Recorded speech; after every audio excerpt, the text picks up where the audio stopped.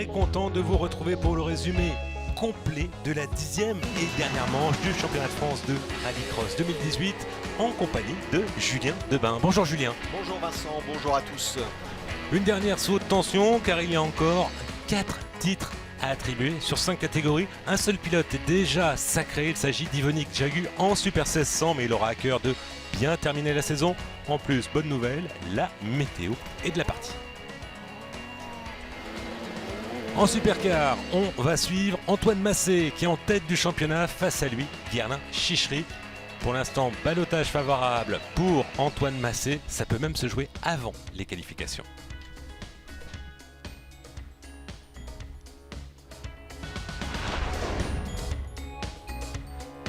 On voit ici le calendrier des 9 premières manches. Tout a débuté le 6 mai à Abbeville, ensuite le 20 mai on est allé dans l'Orne. Puis il y a eu Châteauroux, Falleras et donc Dreux pour terminer, 1010 mètres de long, 16 mètres de large. Et on découvre la piste en compagnie du local de l'étape, Fabien Chanoine.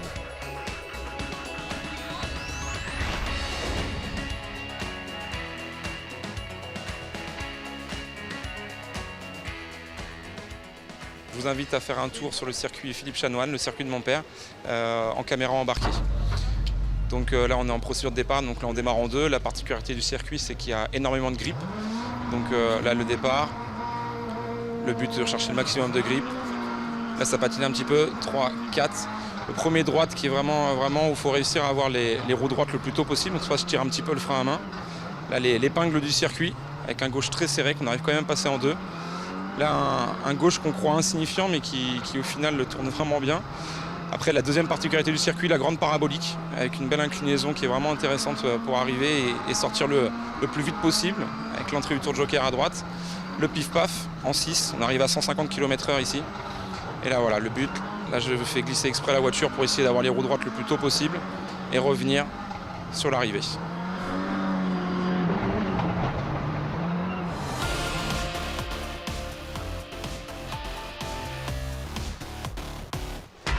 Fabien Chanoine, lui, se bat pour la 3e place du championnat face à Samuel Peu. Pour le titre, c'est entre Antoine Massé et Guerlain Chichery.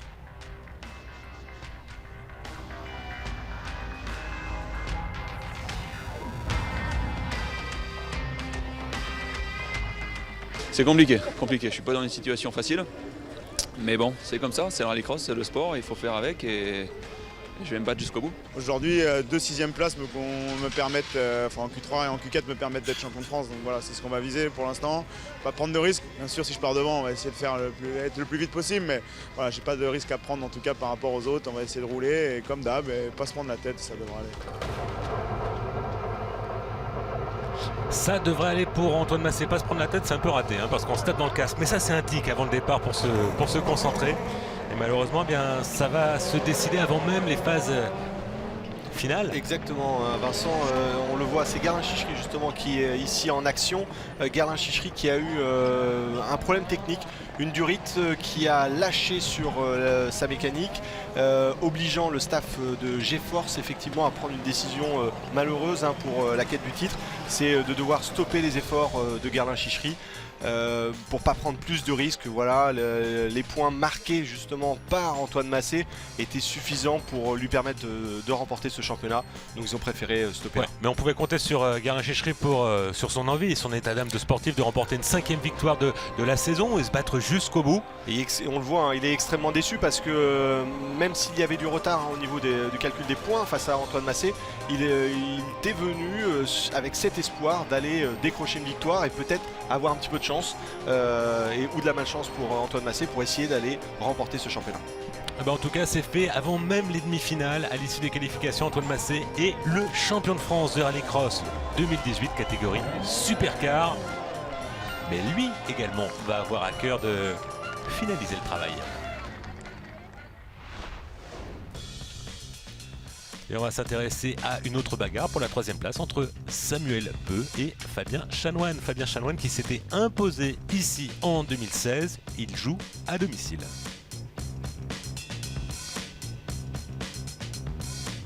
si on m'avait dit en début d'année tu vas te battre avec Samuel Peu, moi Samuel c'est un pilote que j'ai toujours adoré regarder et toujours spectaculaire.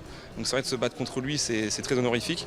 Après bon, on verra ce soir. Avec Fabien on est serré, je sais qu'avec le décompte je suis 5 points devant lui. Donc le but aujourd'hui c'est essayer de toujours finir devant lui.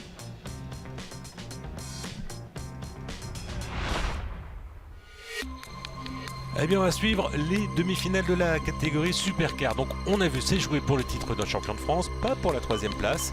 Et on va suivre cette première demi-finale, la demi-finale B, avec eh bien, une féminine en première ligne. Adeline Sangnier, hein, qu'on a l'habitude de voir dans la catégorie Supercar depuis plusieurs années maintenant, beaucoup avec sa 207, mais depuis quelques temps, elle roule sous les couleurs de la structure DA Racing, celle de Jean-Baptiste et d'Andrea Dubourg en version championnat du monde et championnat d'Europe. On va pas oublier le papa, et bien sûr, Dominique Dubourg.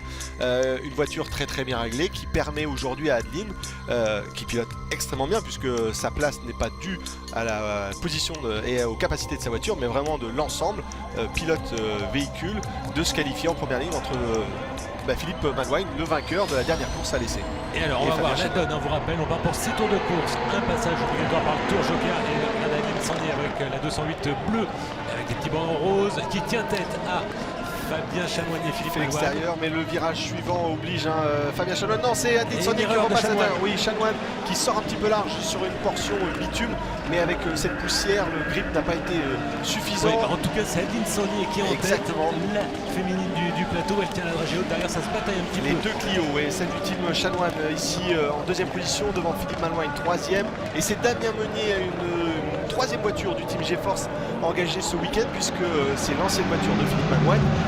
Pour le jeune et talentueux Tourangeau, il a seulement 17 ans, on le rappelle, c'est sa première saison en Supercar, il avait débuté en Super 600 l'année dernière et il découvrait la 208 ce week-end. Ouais, on le verra un peu plus tard. Il a troqué sa DS3 pour une voiture de dernière génération, c'est le plus récent, on va dire, une 208. Allez, en tête, regardez Adeline Sangnier, personne n'est passé par le tour joker, elle tient tête à Fabien Chanoine et c'est une prouesse ici sur cette piste de Dreux qu'il connaît par cœur.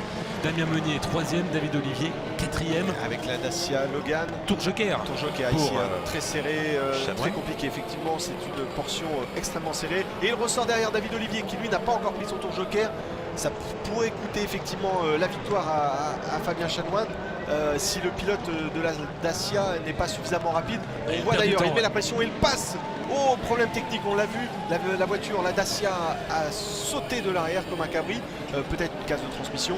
Non, ça repasse, simplement un petit bizarre, point technique. Ouais. Ce qui est arrivé. En tout cas, Fabien Chanoine occupe la 2e position après avoir effectué son passage par le tour joker qui coûte combien de temps à peu près sur cette piste de Dreux? Environ 2 secondes et demie en moyenne sur cette piste. Alors que va faire Adeline Sangnier? Est-ce qu'elle va à son tour passer tout de suite par le tour joker pour couvrir la stratégie de Fabien Chanoine? Ça c'est son spotter qui va en décider. Il a le chrono entre les mains pour l'aider justement à ça. Et Damien Meunier qui en profite pour passer. Philippe Malouin et David Olivier, les deux ont dû avoir un problème à la fois. Il était 5e non qualifié. Il gagne 2 places d'un coup et il gagne son billet provisoirement, en tout cas pour la finale. Et Adeline Sangnier dans le tour joker. Bon, elle a couvert la stratégie de Fabien Chanoine tout de suite, hein. Elle n'a pas attendu plus de temps. Et ça suffit pour ressortir. Ça sort largement de temps oui, devant. Effectivement, tout à l'heure on le citait, peut-être que Fabien Chanoine a perdu un petit peu de temps en ressortant dans le trafic. Pendant ce temps-là, c'est Jonathan Payet lui qui attaque avec la Philippe Malouin, c'est une plus qualificative. Exactement, Philippe Malouin qui a l'air d'être en problème, hein. Il s'écarte même. Il s'écarte face au pilote du team Payet compétition. Alors, dans la famille Payet, on a troqué. C'est-à-dire que là, en fait, Jonathan a repris la voiture de l'équipe construite par l'équipe Payet compétition, alors que Fabien, double champion de France de la discipline, lui a pris la voiture qui sort des ateliers Hansen. Mais on va suivre la victoire d'Adeline Sangnier ici. Victoire en demi-finale, elle partira en première ligne de la finale de la catégorie Supercar. Elle recherche toujours son podium. Damien Meunier 3e, Jonathan Payet 4e. On va retrouver ces 4 pilotes. David Mélier, Joseph Cox et Philippe Malouin, donc non qualifié lui aussi. Et David Olivier a donc eu un problème technique puisqu'il arrive avec beaucoup de retard. Par contre, oui, 5 secondes de pénalité. Il perd sa 2e place. Donc Damien Meunier lui récupère la 2e place. C'est peut-être le contact tout à l'heure avec, avec des quilles, Olivier. Puisqu'il y a des quilles à l'enchaînement de la ligne droite qui ont posé problème à certains pilotes sur ces phases finales dimanche après-midi. On retrouve Antoine Massé, 2e demi-finale, oui. champion de France. ça calme pas du tout son tempérament. Il va partir en première ligne. De ses côtés, Samuel Peu, il y a un gros enjeu également, vu qu'il se bat à distance. Hein.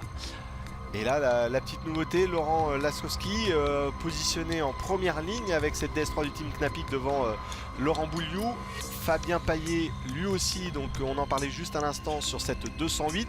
Une autre 208 du team DR Racing, celle de Romuald Delaunay, qui revient après une saison sans avoir roulé, puisque c'était l'année dernière qu'il avait roulé avec une Citroën C4.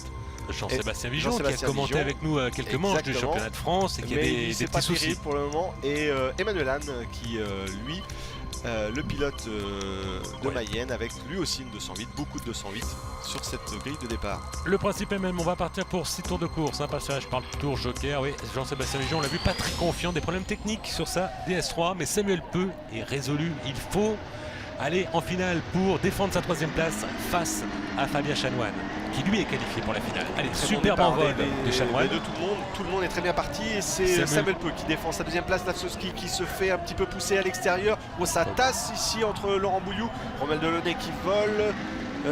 Laskowski 3e avec la DS3. Samuel Peu donc 2e derrière. Antoine Massé. On voit la scène vue de l'extérieur. Antoine Massé en tête ici avec sa Peugeot 208 grise et jaune fluo. 2e, Samuel Peu.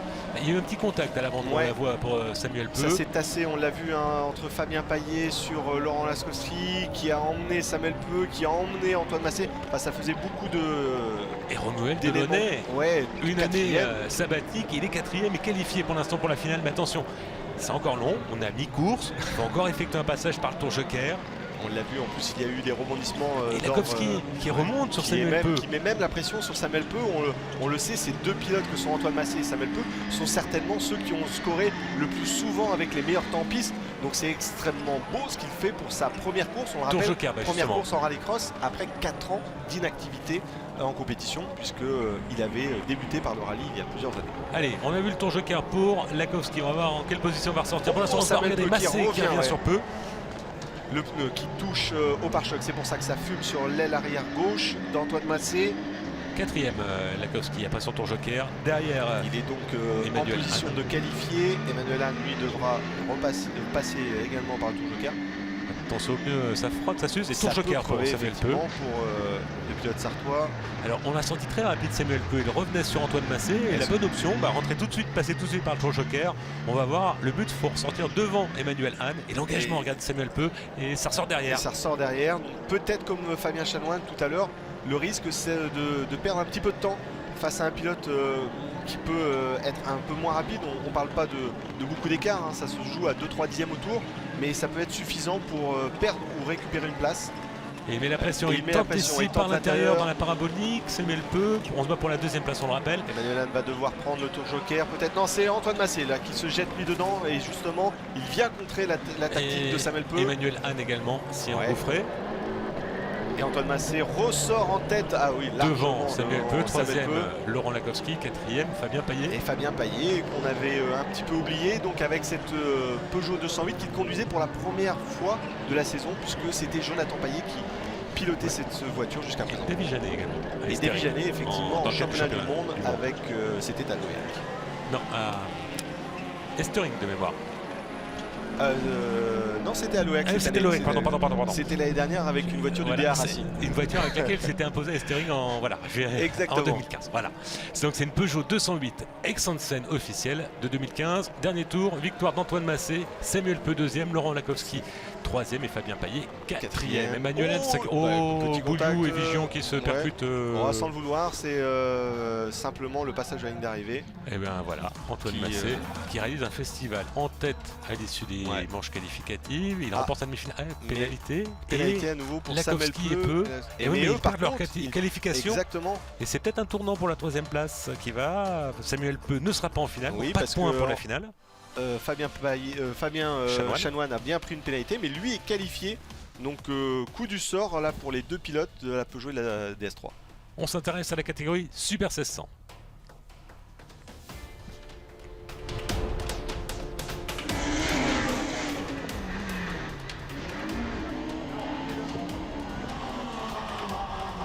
Le titre est attribué à Yvonne Jagu, mais il y avait beaucoup de monde sur cette dernière.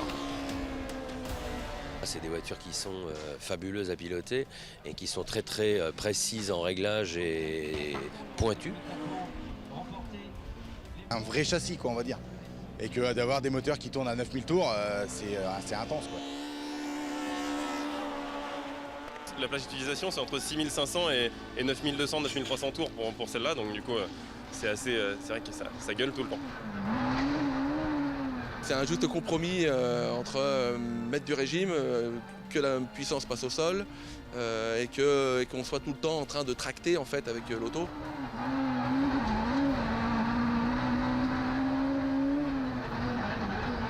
On a un panel de voitures vraiment très très intéressant et ces voitures très très précises. Alors moi j'appelle ça des supercars d'Euromotrice 1600. Les voitures sont super plaisantes à conduire, donc non, c'est un plaisir de conduire une Super 1600. La bonne catégorie pour celui qui veut aspirer à passer en supercar après. Apprendre à piloter sans glisser, c'est une division idéale. Il faut vraiment se défendre pour que cette division reste dans le circuit rallycross français parce que c'est vraiment une super belle catégorie. Alors, des inquiétudes par rapport à la catégorie Super 1600, Julien? Simplement qu'effectivement, il y a des voitures qui restent stockées dans les garages. On se demande ce que font ces pilotes. La catégorie Super 1600 a eu un petit peu de mal à se renouveler sur la construction de nouvelles voitures ces derniers temps. Mais ils ont raison. Moi, pour avoir eu l'occasion effectivement de conduire des supercars, mais aussi du Super 1600, c'est peut-être la voiture la plus plaisante que j'ai eu à conduire de ma vie. Oui, puis on va le rappeler, des pilotes comme Andras Backrut se sont révélés en Super 1600, des pilotes comme Yanis Baumanis également, et peut-être Artis bientôt. Baumanis, le petit frère qui viendra. Donc en fait, on rappelle la donne d'Euromotrice, un moteur 1600 cm3 atmosphérique qui hurle à haut régime, on a dit à plus de 9000 tours minute, et 250 chevaux. Ouais, un peu moins, mais effectivement pour les voitures les mieux préparées, issues du championnat d'Europe, comme c'est le cas des Skoda que l'on a vu tout à l'heure avec Jimmy Terpero, puisqu'on verra tout à l'heure, il a lui aussi maintenant le Skoda Fabia. Alors la première demi-finale avec Laurent Chartrain qui est en pole position avec ses deux Super 1600 qui s'était imposé à essai, qui devance Olivier Spampinato, et il devance également Maximilien Evenot. Alors pas Maximilien, c'est son frère Béranger qui roule sur la Citroën C2 habituellement du championnat d'Europe. Donc il y a des gènes, il travaille lui aussi justement pour un préparateur. Maximilien travaille pour un préparateur de boîte de vitesse, Béranger pour un préparateur moteur.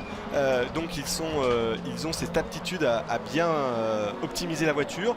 Et il avait déjà débuté en Super 1600, c'était à l'époque avec l'ancienne Saxo. Il avait fait de belles... On est d'accord, c'est la voiture de son grand frère. Exactement. D'accord. Exactement, et donc cette voiture qu'il pilote extrêmement bien puisque dès sa première course avec, il est 3e à l'issue de ses premiers tours de demi-finale. En tête, Laurent Chartrain, derrière ça se bataille justement avec Béranger Spampinato qui met la pression sur Olivier Spampinato et sa Clio R3.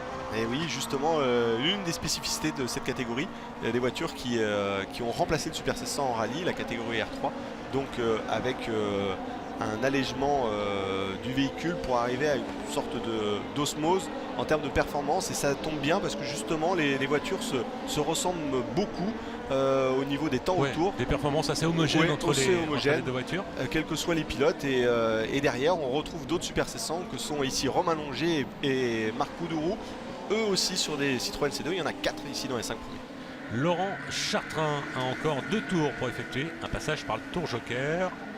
Ce sera pour le dernier tour, et c'est Spampinato qui coupe justement le tour joker ici. Très sinueux ce tour joker. Oui, avec des cordes qui peuvent être saillantes, donc très difficile pour les pneumatiques et les trains roulants. Et il ressort devant Béranger Evenot. Et qui met la pression et qui se loupe d'ailleurs en voulant tenter de recouper l'intérieur. Il peut se faire repasser ici, c'est le cas d'ailleurs par Romain Longé. Marc Poudourou qui tente à l'extérieur, ça ne passe pas. Bon, il reste 4e c'est qualifié, mais il y a encore il lui reste un tour à tenir. On peut être vite déstabilisé lorsqu'il arrive une petite mésaventure comme ça. Le leader, Laurent Chartrain, qui arrive très fort.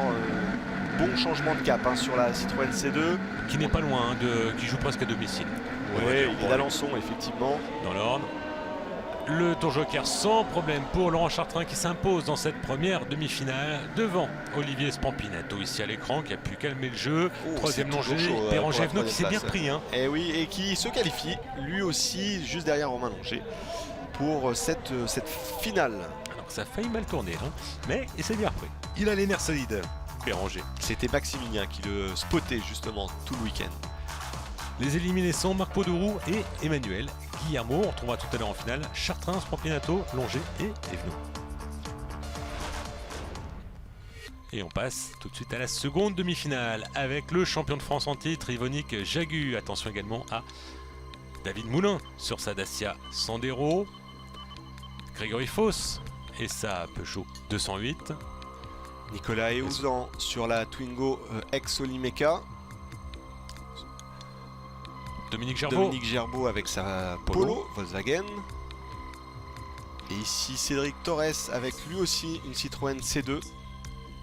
Et la surprise, Jimmy Terpero qui découvre sa Skoda Fabia en remplacement de sa C2 Super 700. Alors cette place est particulière, c'est suite à des petits problèmes de classement dans les phases qualificatives, mais le résultat au tour est plus que probant. On devrait le revoir remonter assez vite dans cette demi-finale. Et d'ailleurs, le bon départ se fait pour une autre Skoda, c'est Yvonique Jagu devant Moulin. On a l'habitude. Et Ouzan qui vient se placer en troisième position. Regardez, Jimmy Terpero est juste derrière, calé dans le pare-choc de la Twingo. Il fait l'extérieur, très malin. Il enroule là ici, il est juste à côté de Moulin. Avec Grégory Foss. Et c'est Ouzan qui repasse Moulin. Grégory Foss 5e. Regardez, Yvonique Jagu, le champion de France en titre, commence à s'échapper. On va surveiller la remontée de Jimmy Terpero. J'avais une question pour vous. Où est notre champion de France junior 2017? Et oui, Alain Motet. Alors là, c'est pour des problèmes de budget sur cette fin de saison. Il a eu malheureusement 2 gros chocs. C'était à Pont-de-Rouen, plus une autre épreuve où il a tapé. À chaque fois, ça a coûté effectivement cher pour l'équipe. Et il a été obligé de faire l'impasse. Pour cet ancien champion junior de la catégorie Twingo qui avait remporté donc ce volant avec la deuxième Twingo du team Olimeca. Bon, vous l'aviez dit, on vient de le voir, Jimmy Terpero va remonter, il était sur la dernière ligne, il est désormais 3e, il a pris le meilleur sur David Moulin, très belle manœuvre, tout en finesse, au jeu un peu du chat et la souris, je suis là, je suis pas là, je suis pas là et je te passe. Ouais. Et là Jimmy Terpero, maintenant il revient sur Eouzan tranquillement. Il devait découvrir cette voiture, donc avec elle beaucoup de particularités, du réglage. Il avait débuté cette saison avec sa Citroën C2, une voiture avec un châssis totalement différent, une exploitation moteur aussi. Donc le pilote effectivement Manceau doit finaliser aujourd'hui cette mise au point et c'était son objectif pour préparer son futur championnat d'Europe puisqu'il sera à nouveau l'année prochaine en championnat d'Europe. Bon, la prise en main se passe plutôt bien en termes de pilotage, ça ne pose aucun souci à Jimmy Terpero qui a réalisé des podiums dans le cadre du championnat d'Europe. En revanche, c'est vrai, il y a des voitures qui sont peut-être un peu sensibles à régler. Il disait, c'est 2 qu'il avait depuis un moment. Eh bien, j'ai découvert quelque chose cette année en championnat de France dans les stratégies de départ. Exactement. Donc on travaille perpétuellement. Et en effet, et c'est souvent la confrontation face à une concurrence redoutable qui oblige à aller chercher un peu plus loin et de se pousser dans ses retranchements pour essayer de nouvelles choses. Et c'est ce que fait d'ailleurs, c'est ce qu'avait fait Yvonique Jagu en s'engageant à l'OEAC face aux meilleurs Européens pour essayer d'améliorer encore le setup de sa Skoda. Yvonique Jagu, lui, qui va attendre le dernier tour pour effectuer son passage par le Tour Joker, alors que Jimmy Terpero récupère la deuxième place. Devant Eouzan. Et là, on va savoir, on va se mesurer. C'est vrai que ça va être une confrontation directe, des stratégies décalées. Un passage par le Tour Joker qui coûte 3 secondes, c'est ça, c'est le tarif. Exactement, on a des temps au tour qui oscillent autour des 36 secondes, 35,5 pour les meilleurs que sont Yvonique Jagu. Et on est plutôt en 38,5, 39 secondes au tour pour un Tour Joker. On a vu Yvonique Jagu dans le Tour Joker, on a vu David Moulin s'y engouffrer également. Ça va être important pour avoir pour la qualification pour la dernière place. Et on assure même du côté l'avance d'Yvonique Jagu. Bon, il partait en pole position. Jimmy Terpero partait depuis la dernière ligne. Malgré tout, il y a bien l'écart. Et c'est Grégory Foss qui vient récupérer la place qualificative devant David Moulin. Ouais, qui a pris le Tour Joker. 2 secondes d'avance pour Yvonique Jagu à l'issue de cette demi-finale. Et le non qualifié, effectivement, David Moulin, suivi de Dominique Gerbeau, 6e. Alors, c'est pas David Moulin qui est 7e, c'est Cédric Torres en 7e position qui était avec sa Citroën C2 en 3e ligne.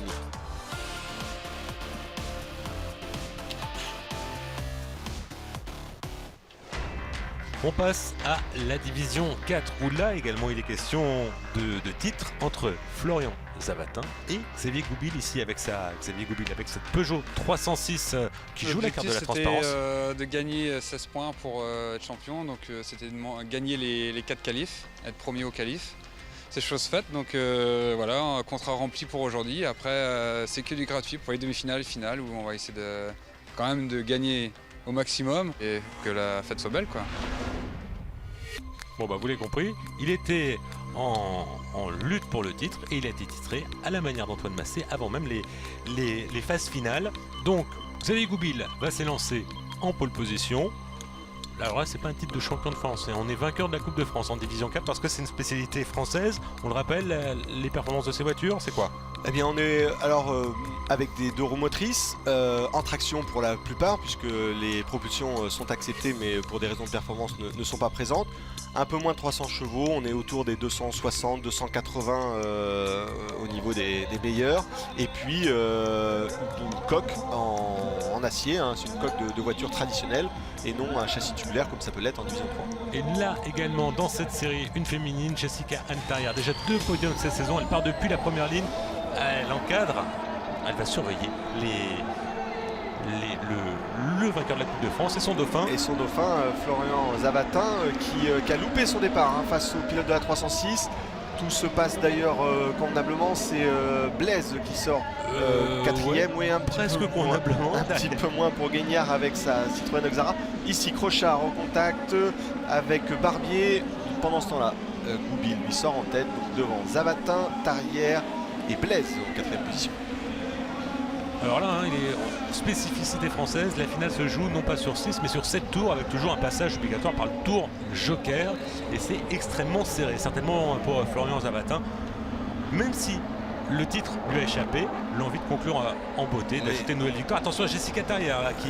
On se demande même si Xavier Goupil est bien concentré à cette victoire puisque l'ensemble des prétendants suivent particulièrement. Florian Zavatin met même un peu plus que la pression, le pousse. C'est parce qu'il a la caméra embarquée en vue arrière. Il veut bien prendre... Et il s'est loupé, il y a une pièce hein, qui a dû lâcher sur la roue avant droite au moment où il a touché le vibreur.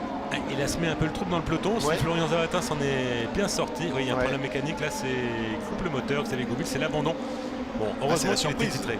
Aurélien Crochard ici qui est à la lutte. Et on le dit, hein, le titre ne se joue vraiment que au passage du drapeau à damier. Xavier Goupil a bien eu le mérite effectivement de remporter ce championnat un peu plus tôt. Ah, mais du coup, Jessica Tarrière ici à l'écran avec cette Clio avec qui on est en caméra embarquée. Qui rentre dans le joker.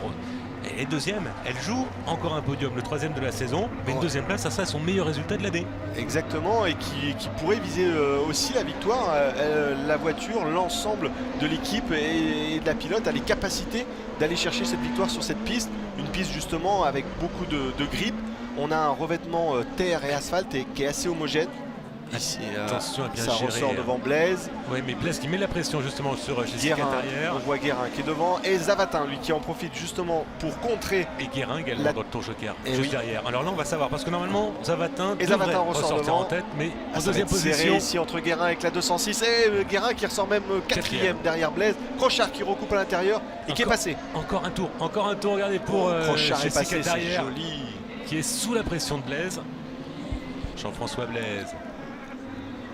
Voilà, on est avec Jessica Tarrière 2e. Alors on voit Florian Zavatin qui est en train de s'échapper. Ouais, on est à l'entrée de la parabolique et Zavatin qui est vraiment facile puisqu'il en profite pour saluer le public sous le passage du drapeau à damier. Et Jessica Tarrière donc deuxième. Encore un podium, le 3e de l'année, une 2e place, le meilleur résultat de l'année. Et devant Jean-François Blaise. Et la joie de Florian Zavatin. On va voir la confirmation du classement. Regardez Jessica Tarrière qui harangue la foule, qui était la première à féliciter Florian Zavatin. Une foule nombreuse hein, ici à Dreux, plus de 10 000 spectateurs encore une fois. Le classement, la victoire de Florian Zavatin, confirmé, pas de pénalité. Deuxième place pour Jessica Tarrière, troisième place pour Jean-François Blaise, quatrième Aurélien Crochard, Christophe Barbier cinquième, Thierry Guignard sixième, Jean-Michel Guérin septième et Goupil Ça joue abandon. sur rien, des détails, et puis faut pas oublier que c'est une voiture qu'on a fait cet hiver dans notre atelier, puis depuis l'essai elle est vendue, donc je me devais de limiter la casse, et puis là on finit sur une victoire, je suis vraiment très content pour mes partenaires surtout. Allez, voiture vendue, mais voiture victorieuse. On marque une pause et on se retrouve tout de suite après la publicité pour la suite de ce résumé de Dreux, 10e manche du championnat de France de rallycross. Et donc confirmation, le titre pour Xavier Goupil en D4.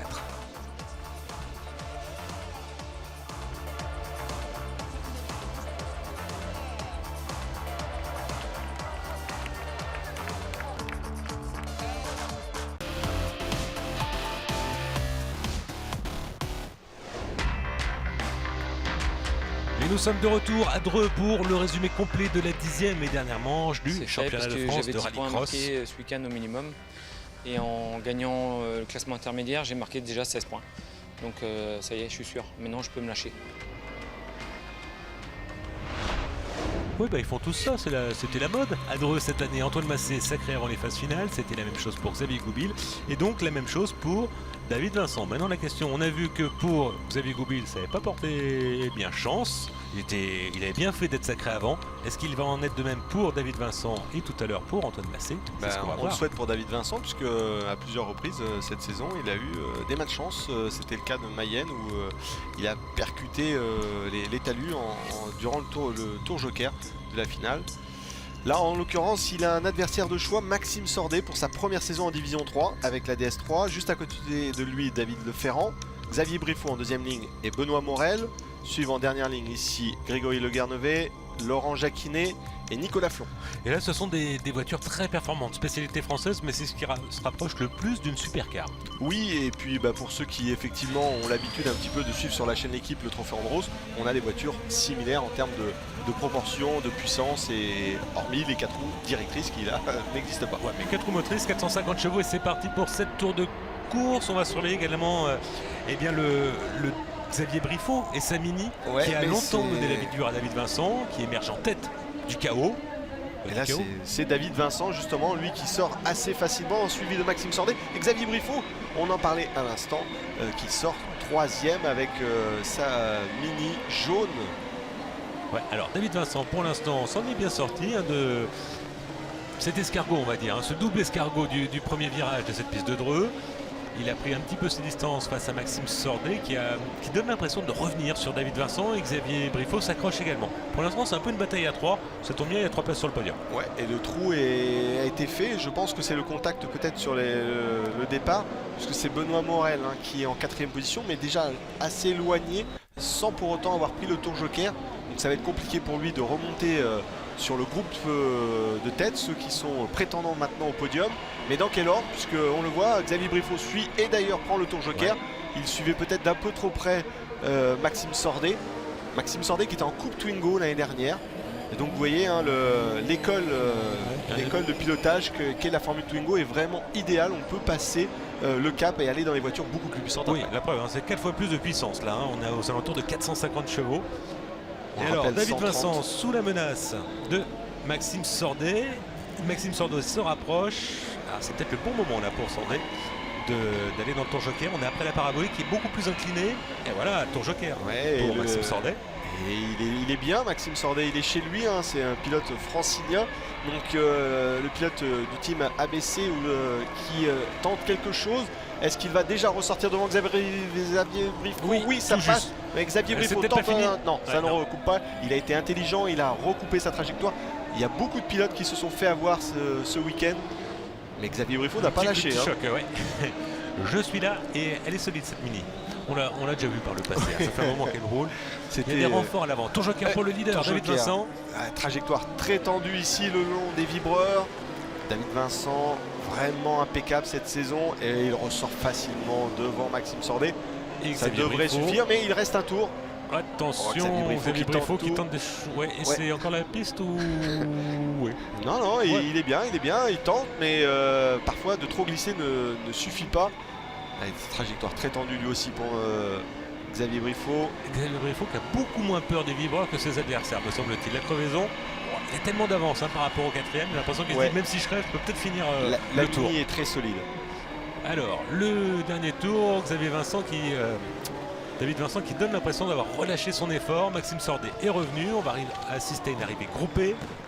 Et une victoire de David Vincent devant Maxime Sordet et Xavier Briffaut. Belle performance de Maxime Sordet. Benoît Morel, donc 4e. La saison est finie. Les voitures vont partir en révision. Et du coup, on peut les finir. En tout cas, c'est ce que se dit. C'est ce qu'on appelle les donuts. Souvent vu par le passé en Formule 1, en NASCAR. Mais c'était une spécialité aussi du rallycross.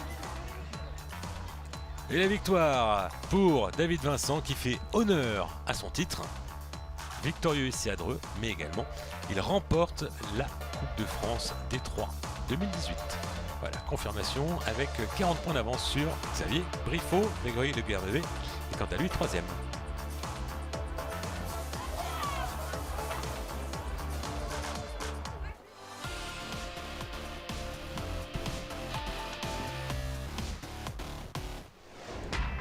De la lutte à tous les étages, il en va de même en championnat de France junior. Ça chauffe entre Emmanuel Danvaux et Valentin Comte. À gauche de votre écran, Valentin Comte, à droite, Emmanuel Danvaux.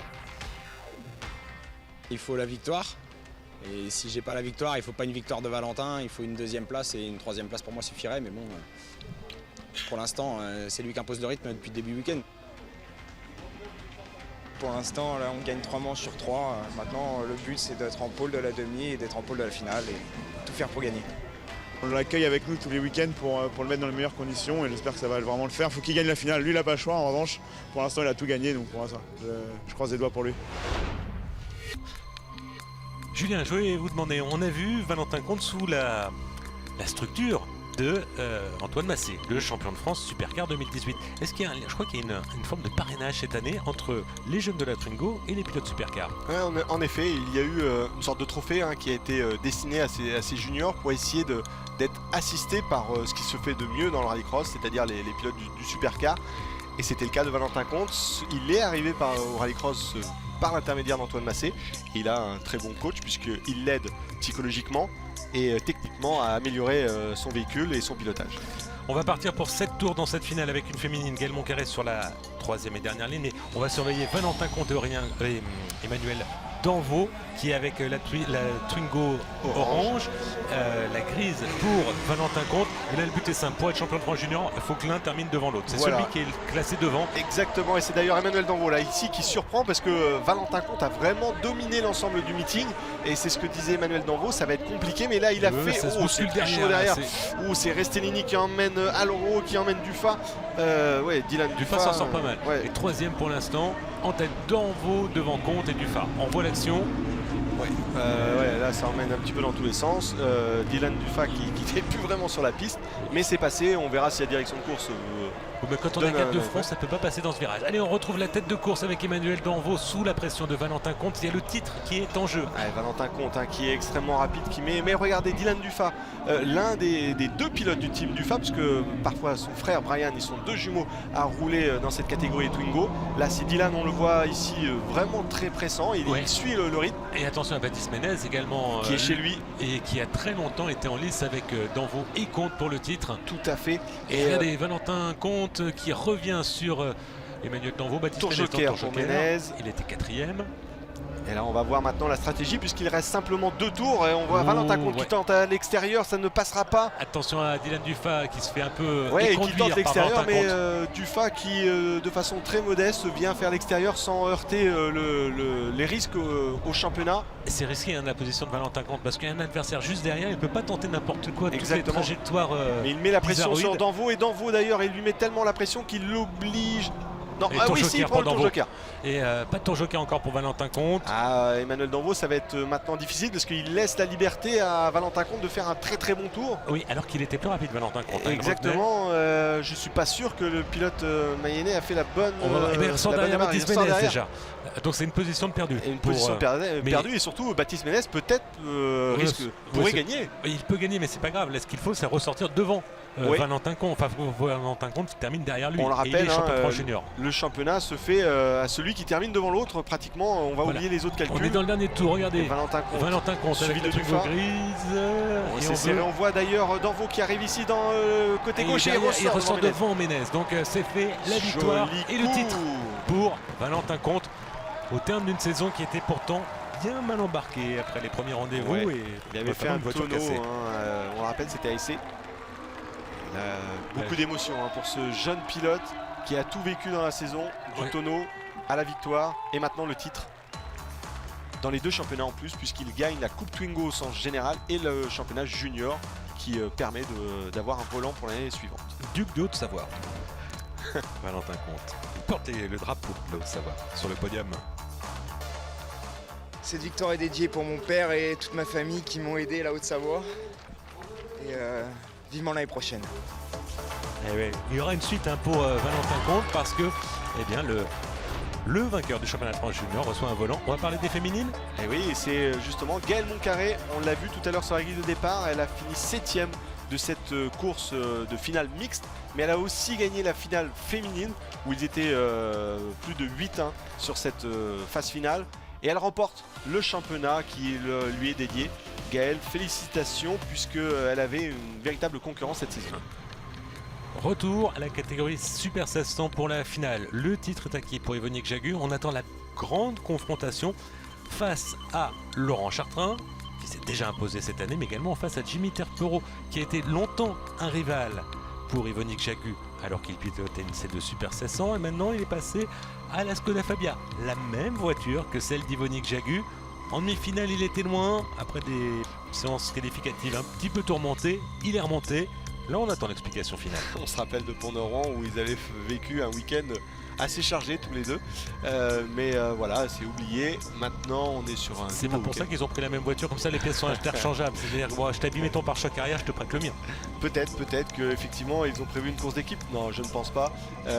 Jimmy Terpero va tout donner, mais il n'est pas le seul. On le voit ici sur cette ligne de départ. Laurent Chartrain, Olivier Spampinato sont des vainqueurs potentiels. Nicolas Eouzan tout à l'heure a fait un très bon départ. Peut-être qu'il sera en capacité ici de venir s'infiltrer. Et c'est parti pour 7 tours de course. Donc Béranger et Vno. Et Béranger et Vno, effectivement. Et d'ailleurs, Jimmy Terpero est venu déjà derrière Laurent Chartrain. Olivier Spampinato, lui aussi, ça pose un petit peu. Même chose que tout à l'heure, Jimmy Terpero, il l'avait fait en demi-finale. Et il ressort deuxième. Et ça lui suffit. Oh, le contact avec Laurent Chartrain. Laurent Chartrain. Ah, mais il a l'habitude, Jimmy Terpero, le championnat d'Europe l'a bien habitué. En tout cas, un excellent contrôle de sa nouvelle Skoda Fabia. Et maintenant, l'explication tant attendue peut avoir lieu alors qu'Olivier Spampinato et sa Clio R3 sont 4e derrière Laurent Chartrain. Laurent Chartrain qui crée la cadence des leaders. Oui. Après un petit trou à vide à mi-saison, on se demandait si Laurent Chartrain allait pouvoir revenir dans la lutte à la victoire. Parfois, la voiture avait un petit peu plus de mal à ressortir face à la concurrence. Mais là, il peut aller chercher lui aussi peut-être une victoire, puisque on ne sait jamais, les deux pilotes Skoda pourraient amener à perdre du temps. Ça s'est déjà vu par le passé. Oui. En tout cas, on a vu également Olivier Spampinato 4e sous la menace de Nicolas Eouzan. Et Eouzan qui prend le joker, justement. Donc on le rappelle, autant il n'y a pas de spotter, donc quelqu'un à l'extérieur qui dit au pilote à quel moment rentrer dans le tour joker dans le cadre de la Coupe Twingo, autant en Super 1600 et pour toutes les autres catégories, il y en a un, si tenté que les pilotes le souhaitent. Oui, alors on a bien sûr l'exemple particulier, c'est Samuel Peu en catégorie Supercar qui continue à rouler. Il l'avait expliqué d'ailleurs, à rouler sans spotter pour n'en devoir qu'à lui-même si jamais ça ne se passait pas trop bien. Et regardez, à mi-course passée, personne n'a observé de passage dans le tour joker au niveau des leaders, que ce soit Jagu ou Terpero. Mais Jagu prouve que, eh bien, il tient tête à Spampinato dans le tour joker avec sa Clio R3. Donc là, on a un trottoir qui est particulier. Il ne faut surtout pas chercher à le sauter puisque ça peut pour certains. C'est Grégory Foss qui met ici la pression justement sur Olivier Spampinato, et derrière c'est très regroupé. Eouzan lui aussi est placé ici en 6e, et Béranger et Vno qui après sa petite erreur tout à l'heure en demi-finale lui aussi met la pression sur le reste du groupe. Tour joker également pour Jimmy Terpero. Le pilote très sinueux ce tour joker. Le pilote Lambec suivi par Laurent Chartrain. Ils seront donc débarrassé de cette contrainte du tour joker à un tour de la fin. Et on va attendre le dernier tour en ce qui concerne Yvonique Jagu pour effectuer le passage par le tour joker. Beaucoup de contraintes, on l'a vu sur le pneumatique de Jimmy Terpero, la voiture avait beaucoup de sous-virages. C'est une des pistes de l'année qui use le plus de pneumatiques. Lorsqu'on arrive en fin de saison et qu'on a usé l'ensemble du quota, c'est parfois compliqué pour certains pilotes. Yvonique Jagu, le leader dans le tour joker, sur un style acrobatique mais magistral. Encore une fois, une victoire, une nouvelle pour Yvonique Jagu qui célèbre très large également son titre. Très large, Yvonique Jagu. Plus de 3 secondes sur Jimmy Terpero, Laurent Chartrain 3e. Et non, il reste encore un tour. Ah oui, il restait un tour. Et non, je pensais qu'il attendait le dernier tour. Non, il reste encore un tour avec Spampinato qui a du mal à contenir Grégory Foss. Ouais, là, j'ai l'impression qu'on ralentit un peu la cadence. On le rappelle, les Clio R3 sont un peu plus lourdes, mais également un peu plus puissantes. Est-ce qu'elles usent pas un petit peu plus les pneus également? Elles ont surtout un peu plus de couple, donc effectivement, elles ont tendance à mettre le pneumatique en contrainte. Mais c'est aussi une particularité des réglages après à définir pour essayer d'user un petit peu moins. Et c'est ce qu'a réussi à faire Yvonique Jagu. Oui, c'est fait. On l'avait annoncé avec un tour d'avance, mais c'est fait. Victoire d'Yvonique Jagu devant Jimmy Terpero, 3e Laurent Chartrain. Tandis que Olivier Spampinato a conservé sa 4e place. Mais il a fallu se battre face à Grégory Foss, Nicolas Ouzan et Béranger Evenot, sans oublier Romain Longer. Confirmation du résultat, pas de pénalité de 5 secondes, comme on a pu le voir en catégorie supercar, donc tout le monde est resté correct sur la piste. Et on va écouter le vainqueur.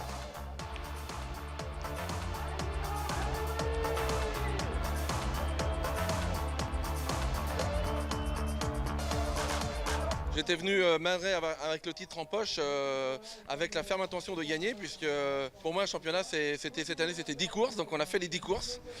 Et c'est vrai que là ce week-end c'était un peu plus compliqué, on s'est permis de faire évoluer un peu les réglages de la voiture pour tester des choses en prévision 2019 pour toujours continuer à comprendre.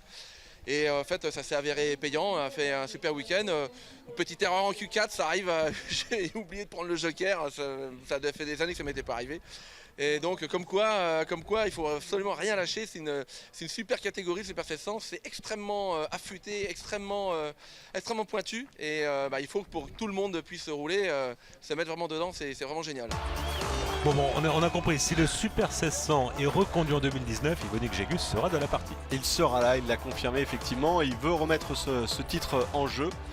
Et il attend du monde et il a envie de gagner et de démontrer à quel point son équipe et lui a vraiment vaincu avec autorité et que ce n'était pas par manque de concurrence. Oui, la concurrence a parfois manqué, mais il a toujours été devant, qu'elle soit là ou non.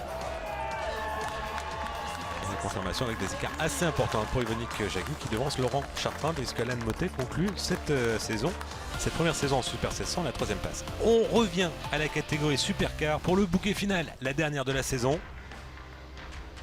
Et on va s'intéresser à un petit jeune.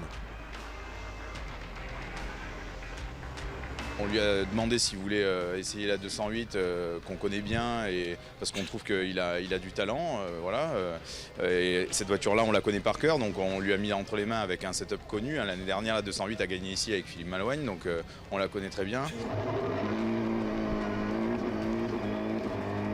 Garlin est venu me proposer donc le dimanche soir de prendre le volant de la 208 pour Dreux. Ça me permettait d'essayer une technologie supérieure à la DS3 que je conduisais d'habitude. Donc voilà, j'ai sauté sur l'occasion. Une occasion comme ça se refuse pas. Donc, voilà. Il a le potentiel, il a commencé très fort en début de saison quand il a pris un petit peu tout le monde à froid. Après, je pense que dans la saison, il s'est un petit peu perdu parce que bon, c'était sa première saison en supercar, les réglages ne sont pas évidents. Je pense qu'on a bien fait, donc maintenant on va voir jusqu'à où on peut l'aider.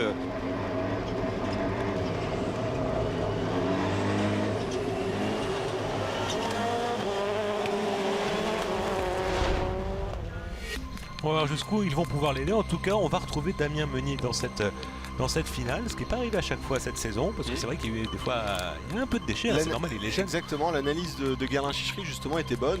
Il a surpris tout le monde, c'était à Abbeville pour la première épreuve, et puis derrière ça a pêché un petit peu plus sur des excès de confiance, un pilotage parfois un petit peu trop vif, beaucoup de glisse.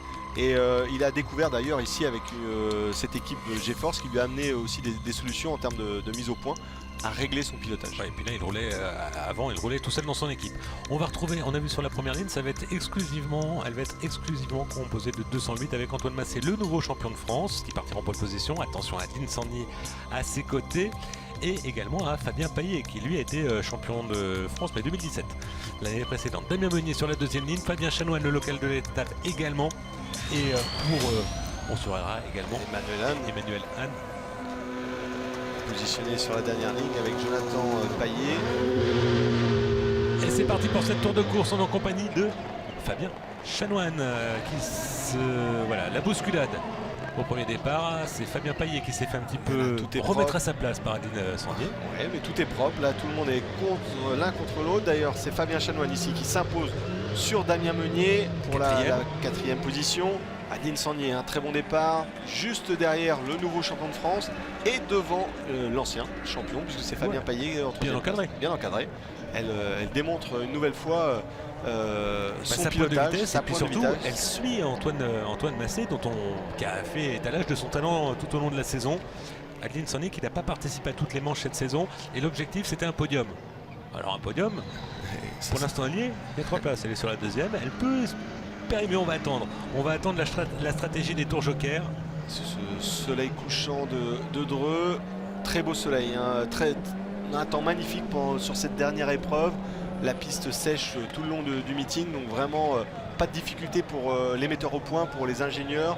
La piste a été simple à régler, analyser. Elle n'a pas évolué, exactement. Sur l'ensemble du week-end. On va bientôt arriver au cap de la mi-course. Pour l'instant, personne ne se décide à passer par le tour joker en ce qui concerne les 4 premiers. Antoine Massé se dégage un petit peu de la menace, j'ai l'impression, d'Adeline Sandnier. C'est pas pour ça qu'il est. Il n'est pas sûr, il n'a pas beaucoup d'écart, mais il n'est pas collé à ses pare-chocs comme depuis le début depuis le départ. On le voit d'ailleurs, il sort très large ici à la sortie de la parabolique du banking. Tour joker pour Fabien Chanoine. Tour joker. Il était 4e. Petit coup de frein à main, on l'a vu, hein, pour faire pivoter la voiture, pour donner une impulsion et ensuite maintenir la dérive à l'accélération. Il ressort devant Jonathan Paillet et Damien Meunier. Et Fabien Chanoine qui lui va terminer 3e cette année du championnat de France après une année sabbatique en 2017 et après avoir terminé vice-champion en 2016. Ouais. Bon allez, on revient au présent avec toujours Antoine Massé en tête. Et on peut citer d'ailleurs le pilote qui combattait sur ce championnat face à lui pour la 3e place, même là ce week-end, c'est Samuel Peu. Il aurait dû être en finale, mais une pénalité au même titre que Laurent Lassosserie les a empêchés de venir se positionner. C'est d'ailleurs la raison pour laquelle on a une voiture en moins. Voilà. Et il y avait ça aurait fait beaucoup de 208. Hein, parce que là, par la Clio, il n'y a que des 208 dans cette finale. Et oui, les Clio du team GeForce qui ont eu eux aussi leur malchance. Une crevaison pour Philippe Malouagne et un problème d'urite et donc chauffe-moteur pour Gerlin Chichry. Allez, on a vu Adeline Sandnier passer par le tour joker. Toujours pas de tour joker pour Antoine Massé. Que va faire Fabien Paillet? Belle maîtrise ici, une nouvelle fois, du pilote de la Peugeot 208 grise. Fabien Paillet continue également. On est dans l'avant-dernier tour de course. En compagnie de Fabien Paillet, 2e. Et là, c'était tellement serré avec Adeline Sandnier que tout va se jouer à la sortie du tour joker. Pilote Paillet qui a découvert cette voiture et qui doit s'adapter aussi, lui aussi, adapter son pilotage. Ils avaient une voiture d'ancienne génération, plus difficile à conduire. Là, par contre, c'est d'aller chercher où sont les contraintes de cette voiture ex-Peugeot officielle. Et tour joker pour le leader, pour Antoine Massé. On va voir où il se situe à la sortie. On va essayer de comparer notamment par rapport à Adeline Sandnier. Donc il ressort derrière Fabien Paillet, ce qui est normal. Il doit effectuer un tour joker, mais largement devant Adeline Sandnier. Le trou est fait maintenant entre les différents pilotes. Avec Fabien Paillet, le leader ici à l'écran, avec cette 208 blanche qui doit effectuer un passage par tour joker, la victoire devrait revenir une de plus, une 4e. Il revient à égalité avec Gerlin Chichry à Antoine Massé. Mais la 2e place entre Fabien Paillet ici à l'écran et Adeline Sandnier, ça va être serré. Tour joker, ça y est, pour Fabien Paillet. Avec une visibilité un petit peu plus réduite, on l'a vu, le pare-brise a été criblé de cailloux. Je ne sais pas comment il arrive à voir, en plus avec le soleil rasant. Et voilà, c'est fait pour Antoine Massé qui va s'imposer. Petit contre. Ouais, mais bon, là, il y a... Et 2e place pour Fabien Paillet, 3e place, podium pour Adeline Sandnier. Et une très belle finale, très propre. Des pilotes très respectueux en supercar, généralement, effectivement, ils connaissent les performances de chacun. Ils ont vraiment beaucoup de respect les uns des autres. Et on le voit d'ailleurs, le contact qui se fait entre Fabien Payet et Adeline Sornier est vraiment c'est une touchette. C'est une Connaissent touchette. le prix du matériel aussi peut-être aussi. Qui est plus élevé que dans les autres catégories Et inférieures. pendant ce temps-là, Antoine Massé, lui, qui sort le drapeau tricolore pour ce titre de champion de France. Et il allait jusqu'au bout. Il a fait preuve de la même détermination que d'habitude. Titre acquis ou non, il s'est battu absolument jusqu'au bout. Devant un public vraiment venu nombreux toute la saison d'ailleurs. Et on va écouter le champion de France qui a célébré son titre de la meilleure des façons.